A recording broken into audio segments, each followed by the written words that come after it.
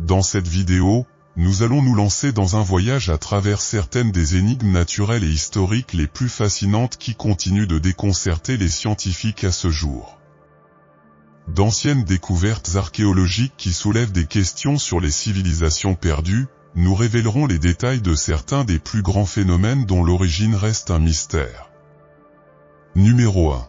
Les Chocolate Hills, aux Philippines, continuent d'être l'un des phénomènes naturels les plus impressionnants et les plus mystérieux au monde.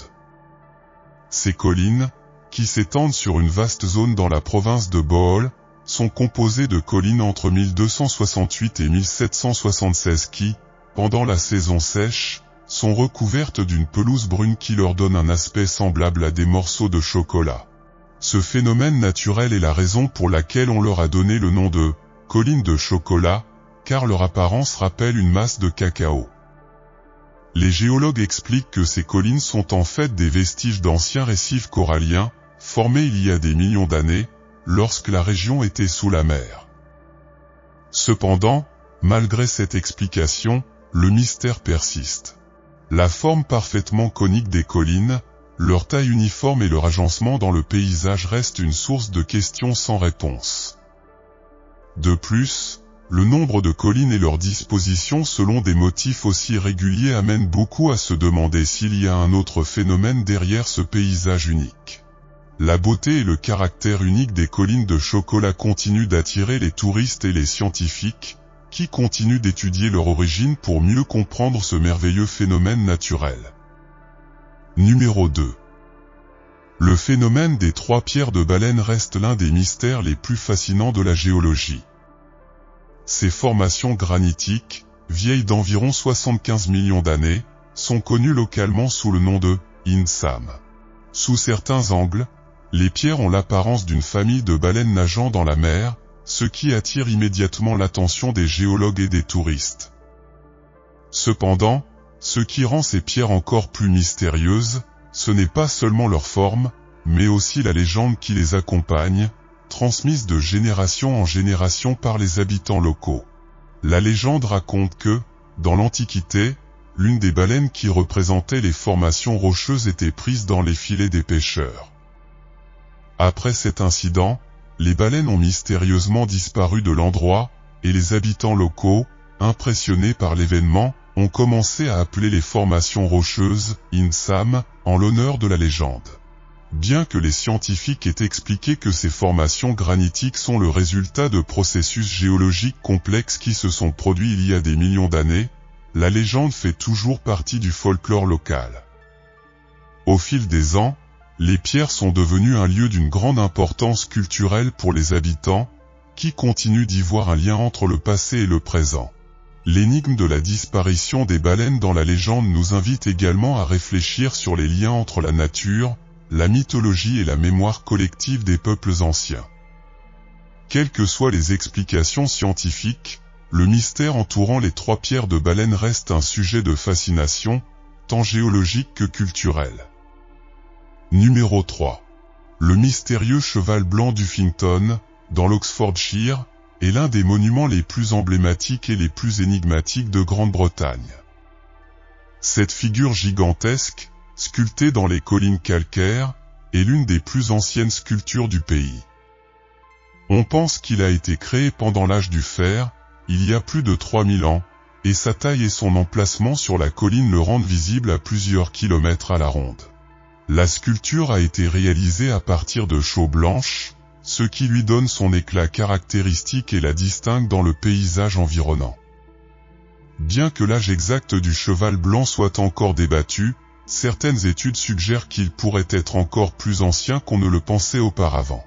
Le but original de la figure est également incertain, mais on pense qu'elle a pu avoir une signification cérémonielle, peut-être liée au culte ou au rituel de l'époque. Au fil du temps, la figure a été renouvelée et préservée, ce qui en fait un symbole clé de l'histoire locale. Aujourd'hui, le cheval blanc reste un emblème culturel et l'une des attractions touristiques les plus visitées de la région, gardant le lien avec le passé vivant tout en restant un point de repère important pour la communauté qui le préserve fièrement. Numéro 4. Le Devils Tower National Monument est situé dans le nord-est du Wyoming, aux États-Unis, et constitue l'une des formations géologiques les plus impressionnantes du pays. Ce monolithe de basalte, qui s'élève à 1550 pieds, 473 mètres, au-dessus du paysage environnant, a été le premier monument national désigné en 1906 par le président Theodore Roosevelt. La tour s'est formée il y a environ 60 millions d'années à partir de l'activité volcanique, lorsque le magma s'est lentement refroidi, créant les colonnes de basalte que nous pouvons voir aujourd'hui. Au fil du temps, l'érosion a enlevé les sédiments qui entouraient la tour, la laissant isolée et visible. La tour du Diable revêt une grande importance culturelle pour les tribus amérindiennes, telles que les Lakota, qui considèrent cet endroit comme sacré. Il existe plusieurs légendes qui expliquent l'origine de la tour. L'une d'entre elles raconte comment un groupe de jeunes s'y est réfugié pour échapper à un ours géant.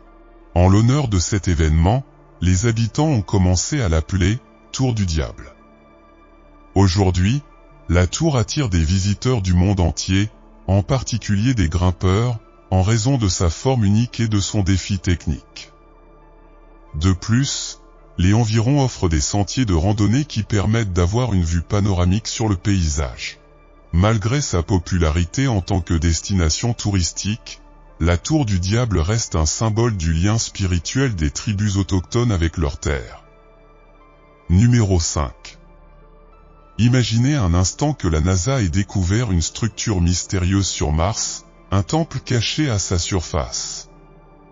Selon les théoriciens du complot, il ne s'agit pas seulement d'un mythe, mais d'une découverte basée sur une image prise par le rover Curiosity. La photo montre ce qui semble être un temple à 5 niveaux, tous plus petits les uns que les autres, surmontés d'une pyramide avec un toit en bâtiment. Chaque niveau a une surface parfaitement plane, comme si quelqu'un pouvait marcher dessus. Mais que fait la NASA avec cette découverte? Rien. L'enquête ne permettra pas d'enquêter davantage, car sa véritable mission est de ne partager avec le public que ce qu'il juge nécessaire. Ils nous maintiennent dans l'ignorance de ce qui pourrait réellement se passer à la surface de Mars. Et si vous pensiez que c'était tout, il y a plus. Sur les images renvoyées par un autre rover, vous pouvez voir ce qui ressemble à une porte sculptée dans une colline martienne. Certains pensent qu'il pourrait s'agir d'une entrée secrète dans un abri extraterrestre ou même d'un portail vers un autre monde. Mais les experts ont une autre théorie, il s'agit en fait d'une simple fracture rocheuse, peut-être causée par un tremblement de terre ou une pression sur la planète. Bien que son apparence soit étonnante, cette porte n'est rien de plus qu'une formation rocheuse de quelques centimètres de haut. Mars, avec ses images bizarres, continue d'alimenter l'imagination, mais la vérité derrière ces phénomènes a probablement une explication beaucoup plus naturelle qu'on ne le pense. Réalité ou fiction? Nous vous laissons le soin de le découvrir. Numéro 6. Dans un coin de la Poméranie, en Pologne, près de la ville de Grafino, se trouve la forêt tordue, un endroit qui a fasciné de nombreuses personnes en raison de la forme particulière des pins qui l'habitent. Ces arbres ne poussent pas verticalement, mais sont courbés vers leur base dans une étrange courbure, ce qui crée une scène surréaliste. Le plus surprenant est que ce phénomène ne se produit que dans une petite partie de la forêt, ce qui ajoute au mystère. Bien qu'il n'y ait pas de réponse définitive, il existe plusieurs théories qui tentent d'expliquer comment cette anomalie s'est produite. L'une des idées les plus courantes suggère que, lorsque les arbres étaient jeunes, ils étaient recouverts d'une très épaisse couche de neige, ce qui les aurait fait plier. Dans les régions froides, les tempêtes de neige peuvent être si fortes que les arbres se déforment sous leur poids. Cependant, cette théorie n'explique pas pourquoi seule une partie de la forêt présente cette caractéristique. Une autre théorie, plus spéculative, postule que la zone a un champ gravitationnel inhabituellement fort, ce qui aurait affecté la croissance des arbres. Cependant, cette idée est difficile à croire, car un champ gravitationnel aussi fort aurait dû avoir des effets évidents sur d'autres choses dans la région, comme les personnes qui passaient. Enfin, certains pensent que les arbres ont été intentionnellement pliés par les gardes forestiers dans les années 1920. Cette technique, connue sous le nom de « moulage d'arbres », est utilisée à certains endroits pour créer des formes décoratives. Si cette théorie était vraie, les arbres auraient été manipulés dès leur jeunesse pour pousser de cette façon. Bien qu'il n'y ait pas de consensus sur la cause exacte, la forêt tordue reste un lieu plein de mystères, attirant à la fois les scientifiques et les touristes qui tentent de démêler son origine. Numéro 7. Pour les amateurs de voitures, ce véhicule peut sembler être un rêve devenu réalité.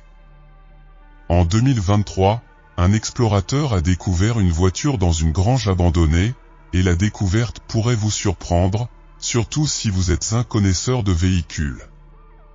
L'explorateur a trouvé une Jaguar série 1, qui a été dévoilée pour la première fois au Salon de l'Automobile de Genève en 1961. Ses débuts étaient l'équivalent automobile de « laisser tomber le micro ». Avec un design épuré, inspiré des voitures de course Jaguar qui dominaient le Mans, elle semblait être en mouvement même à l'arrêt.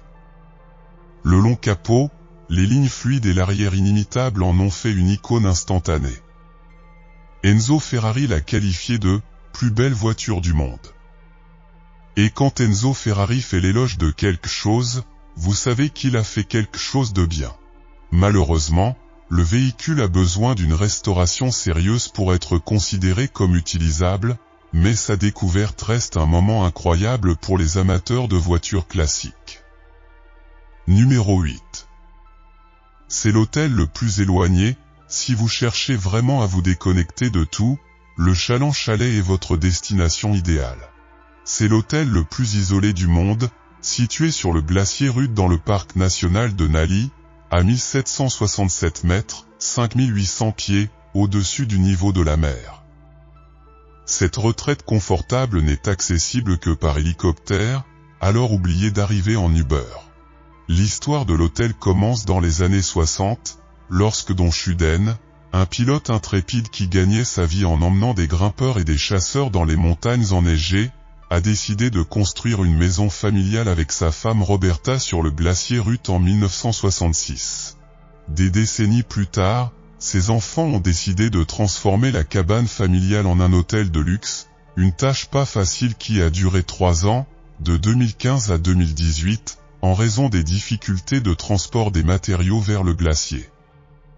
Aujourd'hui, séjourner au chalet Chaland est une expérience de luxe et d'exclusivité sans pareil. Un séjour de 3 jours coûte environ 35 000 € et comprend le vol en hélicoptère, un chef personnel et des activités telles que des promenades en traîneau. Cependant, la vraie star est le paysage époustouflant. Les clients bénéficient d'une vue privilégiée sur les aurores boréales, d'un ciel plein d'étoiles et d'un air si pur qu'il est difficile de l'oublier. Si le luxe et la solitude vous attirent, le chalet Chaland est l'évasion parfaite. Numéro 9. L'océan ne cesse de nous étonner avec des créatures étranges. Les scientifiques découvrent constamment de nouvelles espèces qui nous font nous demander comment elles peuvent être réelles. L'une des découvertes les plus inhabituelles s'est produite le 15 juillet 2023, lors d'une expédition sous-marine dans l'océan Pacifique, alors qu'elle explorait à une profondeur de 7100 mètres, un endroit si profond que rien que d'y penser nous fait imaginer l'énorme pression. Le navire de recherche Okeano Explorer est tombé sur un calmar vraiment particulier. L'équipe a été tellement étonnée qu'elle a partagé une vidéo sur la chaîne YouTube de la National Oceanic and Atmospheric Administration, NOAA, et elle vaut vraiment la peine d'être regardée. Le calmar est presque complètement transparent et a des tentacules sur sa tête qui forment une sorte de crête, ce qui lui donne une apparence de perroquet, plus précisément une calopsite. De plus, il a d'énormes yeux rouges, comme ceux d'un monstre marin tiré d'un film de science-fiction.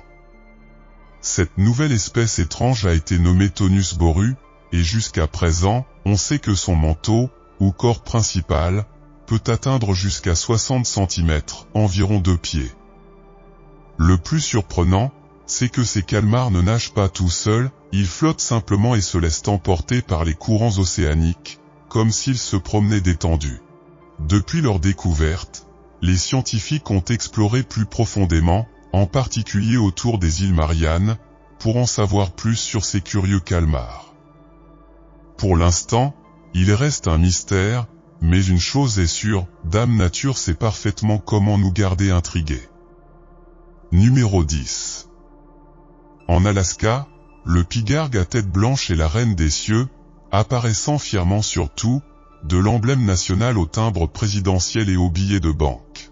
Cependant, ne vous attendez pas à voir ces oiseaux majestueux se promener dans le parc comme des pigeons, à moins que vous ne soyez dans un coin très spécial de l'Alaska. Bienvenue à un Alaska, une petite ville du sud-ouest de l'Alaska avec environ 4700 habitants et, fait intéressant, plus de pigargues à tête blanche que quiconque ne le souhaiterait. Au début, vivre avec ces créatures imposantes peut sembler fascinant, mais la réalité est moins magique. Les aigles, qui sont énormes et volontaires, ne sont pas vraiment ravis de partager l'espace avec les humains, et ils le montrent en plongeant sur quiconque s'approche trop près de leur nid. Comme il y a peu d'arbres dans la région, les aigles ont improvisé et construit des nids dans toutes les structures de la ville qu'ils trouvent. Chaque année, environ 10 habitants malchanceux font l'expérience des serres d'un aigle de près, ce qui est devenu une partie courante de la vie dans One Alaska, où vous apprenez rapidement à lever les yeux fréquemment. Depuis 1940, ces oiseaux sont sous la protection de l'État, de sorte que les résidents doivent accepter leurs voisins à bec pointu, qu'ils le veuillent ou non. Ce ne sont pas seulement les gens qui sont ciblés par les aigles, ces oiseaux ont également découvert que les bateaux de pêche locaux sont comme des buffets flottants. Les pêcheurs passent une grande partie de leur temps à essayer d'empêcher les aigles de prendre la prise du jour. Et quand ils ne traînent pas autour des bateaux, ils aiment passer du temps dans la décharge du village, à fouiller dans les ordures, comme des ratons laveurs avec des plumes. Étrangement, son endroit préféré est le bureau de poste. Personne ne sait pourquoi, mais si vous ramassez du courrier à un Alaska, vous feriez mieux de garder l'œil ouvert. Malgré l'agacement constant, les villageois essaient de respecter leurs voisins aux yeux perçants. En fin de compte, ils n'ont pas choisi de vivre avec les aigles, c'est la vie de l'aigle qui les a choisis. Numéro 11. En novembre 2016, des archéologues travaillant sur un site près du village de Langueil-Huran, en Bretagne, en France, ont fait une découverte fascinante, une immense villa gallo-romaine. La villa se compose de plusieurs bâtiments disposés en forme de H, autour d'une cour, entourée de galeries à colonnades. La cour à elle seule couvre plus de 16 000 pieds carrés. L'emplacement de la villa, qui remonte au 1er siècle, a probablement été choisi pour la vue imprenable qu'elle offrait sur la rivière Rens. Les preuves archéologiques suggèrent que le bien a été agrandi à plusieurs reprises après sa construction et est resté en usage jusqu'au IVe siècle. L'une des structures les plus impressionnantes préservées est le complexe de bains, qui s'étend sur plus de 4300 pieds carrés et comprend une piscine chaude, une piscine d'eau froide, un bain de pieds et un caldarium avec sauna et bain à remous. Ceux qui y vivaient devaient être immensément riches. Bien qu'aucun matériel d'identification n'ait été trouvé, les historiens ont conclu que la villa appartenait à une famille noble du village des Curiosolites, mais cela ne nous en dit pas vraiment plus. Numéro 12. Notre prochaine découverte intrigante provient de l'ancienne ville égyptienne d'Abydos. En novembre 2016, les archéologues ont localisé la chambre funéraire en briques de terre crue qui semble avoir servi de lieu de sépulture pour le bateau funéraire d'un roi, il y a environ 3800 ans. Le navire était le seul véritable dans la chambre funéraire, mais pour une raison quelconque, il était accompagné de dessins de toute une flotte de navires similaires sur les murs, un total de 120. Il est probable que le navire ait appartenu à un roi de la 12e dynastie connu sous le nom de Séné II, car sa tombe était située près du site. Cet endroit a peut-être été découvert beaucoup plus tôt. L'archéologue britannique Arthur Wee, en 1902, a remarqué quelque chose d'inhabituel et a commencé à creuser, mais le toit s'est effondré pendant que son équipe travaillait, ils ont donc abandonné le projet. On pensait que ces navires prendraient vie dans l'au-delà et emporteraient le souverain défunt dans son voyage vers l'éternité. Bien qu'il soit unique d'en trouver un entouré d'autant de dessins, nous ne savons toujours pas ce que ce bateau a fait pour mériter un traitement aussi spécial. Numéro 13. Le parchemin d'Enedi. Au fur et à mesure que la technologie progresse, nous sommes en mesure d'explorer des artefacts anciens sans avoir besoin de les toucher ou de les déballer. L'un de ces artefacts est un rouleau gravement brûlé qui a été trouvé dans la ville d'Enedi, en Israël, en 1970. La ville a complètement brûlé au début du 7e siècle, ce qui explique l'état du parchemin, qui a été trouvé dans l'arche sacrée de la synagogue de la ville. Le parchemin était déjà ancien au moment de l'incendie, comme il était écrit au IVe siècle. À l'aide d'un programme mis au point par le professeur Brano et son équipe de l'université du Kentucky, le rouleau a été numérisé et déballé numériquement en septembre 2016. Le contenu du rouleau est les 8 premiers versets du livre du Lévitique. De cette façon, le rouleau d'Enedi devient le plus ancien livre de Torah trouvé depuis la célèbre découverte des manuscrits de la mer Morte. C'est aussi le seul exemple au monde d'un livre du Pentateuque trouvé à l'intérieur d'une arche sacrée. Actuellement, la technologie utilisée pour déballer ce rouleau est appliquée à d'autres documents anciens sensibles, y compris des rouleaux trouvés à Pompéi et à Herculanum. Numéro 14. Les trésors des plaques d'or. Les plaques d'or sont l'une des découvertes archéologiques les plus fascinantes pour de nombreuses personnes. Une découverte récente d'or a eu lieu sur l'île de Java, en Indonésie, où une collection de 22 petites plaques d'or, chacune portant des symboles religieux, a été trouvée. Les plaques ont été trouvées ensemble à l'intérieur d'une boîte en pierre, non loin d'un ancien temple bouddhiste.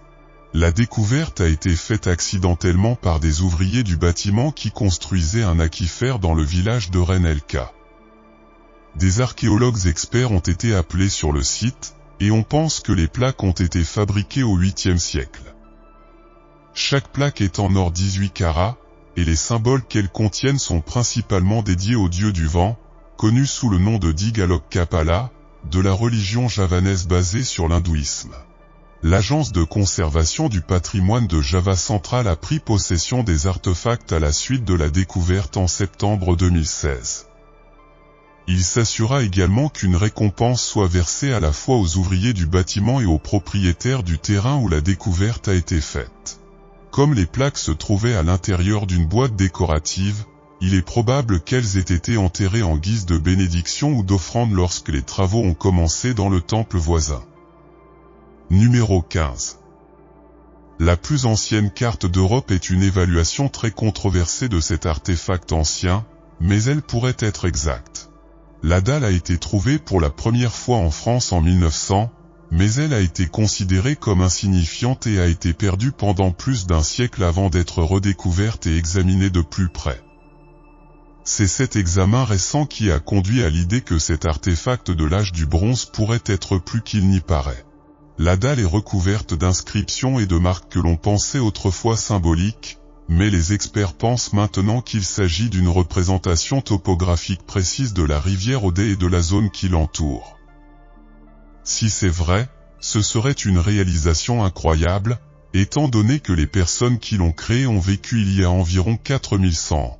Si nous interprétons la dalle comme une carte, nous pouvons probablement la voir comme une indication du territoire qui appartenait à un roi ou à un dirigeant de l'époque. Le fait que la dalle ait été intentionnellement brûlée, brisée puis enterrée pourrait représenter la conquête du territoire par une autre entité. Cependant, tout cela n'est que conjecture. L'idée qu'il s'agit de la plus ancienne carte d'Europe est rapidement acceptée comme un fait. Numéro 16. Les scientifiques ont découvert une structure préhistorique qui semblait impossible d'avoir été créée par l'homme dans les forêts reculées du sud de la Sibérie, dans la région connue sous le nom de Gornal-Soria. On y trouve un ensemble d'énormes blocs de pierre qui ont déconcerté les chercheurs et les historiens. Ces formations gigantesques, souvent comparées en magnitude aux célèbres pierres de Baalbek au Liban, se composent de plusieurs roches extraordinairement grandes, estimées à plus de 3000 à 4000 tonnes. Les mégalithes de Gornal Soria sont situés dans une région caractérisée par des climats rigoureux et un terrain sauvage, ce qui rend difficile leur accès et leur étude en détail. Les pierres elles-mêmes présentent des bords droits et des angles précis, suggérant un niveau de forme intentionnel que l'on ne trouve généralement pas dans les formations rocheuses naturelles. La précision de ces coupes et la disposition des blocs soulèvent d'importantes questions sur les technologies et les capacités des civilisations anciennes. Ces mégalithes ont attiré l'attention du monde entier au début du XXIe siècle, bien qu'ils soient connus des habitants locaux depuis des siècles. L'intérêt récent pour ces mégalithes est dû en partie à leur grande taille et à leur disposition ordonnée, défiant les explications géologiques simples. Contrairement à d'autres sites mégalithiques connus pour leur alignement astronomique ou leur signification religieuse, l'intrigue principale réside ici dans leur ampleur et le défi qu'ils posent. Diverses théories ont été avancées sur leur origine, y compris la possibilité qu'il s'agisse de formations naturelles produites de l'activité tectonique. Cependant, la précision dans la façon dont ils sont coupés et alignés suggère une possible intervention humaine, soulevant l'idée d'une ancienne civilisation avec des compétences avancées en matière de sculpture sur pierre. L'absence d'outils ou d'autres restes humains à proximité du site complique la vérification de cette théorie, mais elle rend également difficile l'exclusion totale. Ce débat reflète des discussions plus larges en archéologie sur les capacités des cultures anciennes et remet en question notre compréhension de l'histoire humaine. S'il est confirmé qu'ils sont fabriqués par l'homme, ces mégalithes pourraient représenter une réalisation architecturale importante et une révision majeure de l'histoire telle que nous la connaissons.